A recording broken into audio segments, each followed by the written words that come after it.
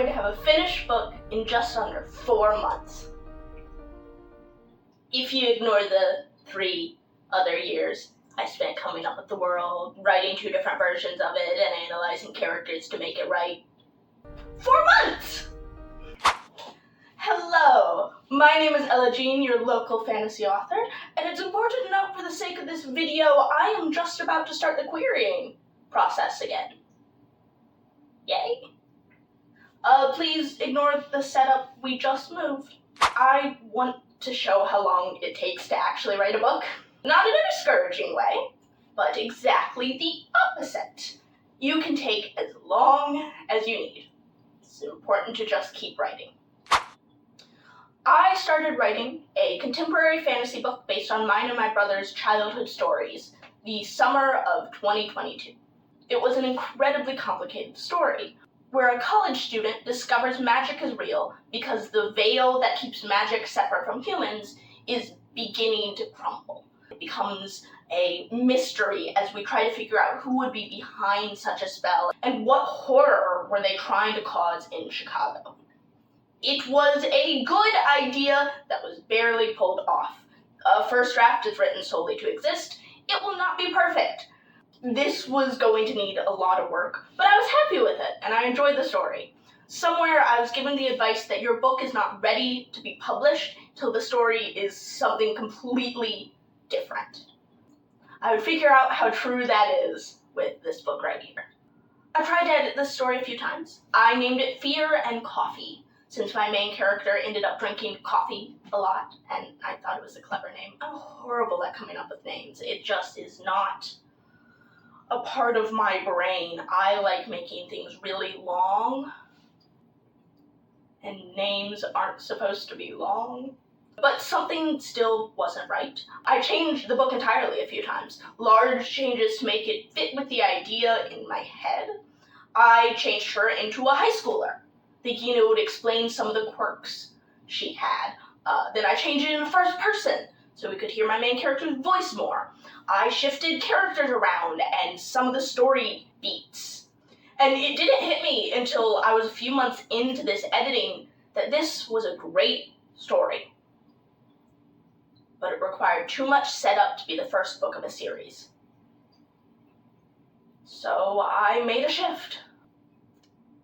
The story that I had written, the veil crumbling and all that, would be the last book in a series. And I needed to figure out where this all began. I needed a new way for my main character to even learn about magic. It changes the context of so many things. It changed how my characters met. I went from having the group that she ran around with in that earlier draft be someone you only meet at the end. It was a wild change for me. It was a deep blow to my confidence as I realized how much had to shift. I almost couldn't do it. But this story is important. It was a world that I played in as a child, a world that had history with me.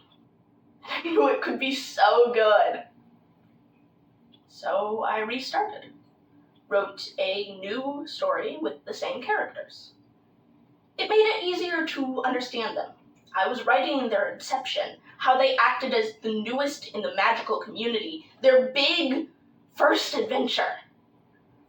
I knew that story because it still clung to them in the original story I wrote. The trauma, the relationships, this was always a part of them. I was just writing it for the first time. I ended up writing a book that I was incredibly proud of. I edited and worked at it. I continued to refine characters, wrote basically an entire other story about just character interactions. I knew Fear and Coffee inside and out. So I tried to publish it. And if you're looking at the time left in this video now, you realize that that may not have worked. I queried 73 different agents. That isn't the most unusual in the current querying climate. It's based a lot in luck anymore. I got some interests. some times where I assumed I was in a maybe pile because everything else around me had been rejected. Some good rejections that told me I needed to streamline the book. I didn't get a single full request, much less offers or anything major. I had thought I was ready to publish. The story had done the thing. It had become something else through edits. Why wasn't that enough? Once again, I was put in a place where I knew a change was needed if I wanted to be traditionally published. I had made a decision in my book that I still stand by, but for traditional publishing was holding me back. I didn't introduce magic right away. I knew the book was worth the wait. I was so stubborn in the fact, and those around me who would read the whole thing saw that too. But traditional publishing is difficult. Agents can only look at a piece for so long. Anything that would require this risk might not be worth their time. This is a complicated system that you're allowed to have complicated feelings for. I don't like how luck-dependent the system is, nor how passed over some more unique storylines are. I feel the industry celebrates the same book too much, and will beat trends and easily consumable storylines until they die. I completely understand why others choose independent and self-publishing. It gives them more freedom.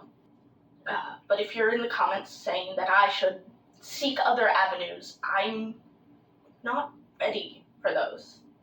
I stand by Fear and Coffee. But I get so overwhelmed by marketing and decisions. I don't have a business brain. I am much more creative at heart. I don't have the money to self-publish in the quality that I want. So I made one change and a promise that if it doesn't work, I will shelve the book until it's ready. It took me a while to figure out how to introduce magic early. I gave myself some time to think about it, and I figured out my world building plan this December and the change that would inspire my new draft. It was actually 2 a.m. and I sat up and texted my mother, who is my biggest support, and explained the plan because I was like, I'm gonna lose it. I'm gonna lose it if I don't.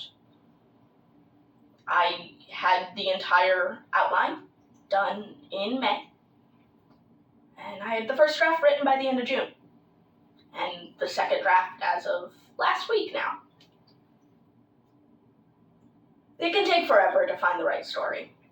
There were 3 separate stories, not drafts, there's plenty more drafts, but entire stories that took at least 3 years to write. But by the time I found it, the words just flowed. This is the story it was always meant to be. I renamed it to reflect that. For Those Who Seek Magic, because it has become a book where my main character was writing a guide for those just joining the community. I am really proud of it. Still can't promise that it'll get published. Like I said, publishing is luck. A lot of it is just luck. Could be the best story in the world, and it may not be published because something too similar was queried the day before, or one of the characters' name is too weird. Such is the life of publishing. I am proud of For Those Who Seek Magic regardless, and hopefully you will get to read it someday. I'll get it out, no matter what it takes. If I get further in the process, I'll update you here. I like sharing stories, and I want to be able to read yours one day. Please subscribe to hear more about it. I'm not good at calls to subscribes. You can look at my subscriber count to confirm that. But share your own stories in the comments. I have some Fiverr gigs linked too. All of them are for beta and sensitivity reading, of which I'd like to prove myself on. But anyway, writing is difficult, and daring to continue past the first page is brave, especially the way the world is right now. I want to build a community with you, because anyone can write. And everyone has a story.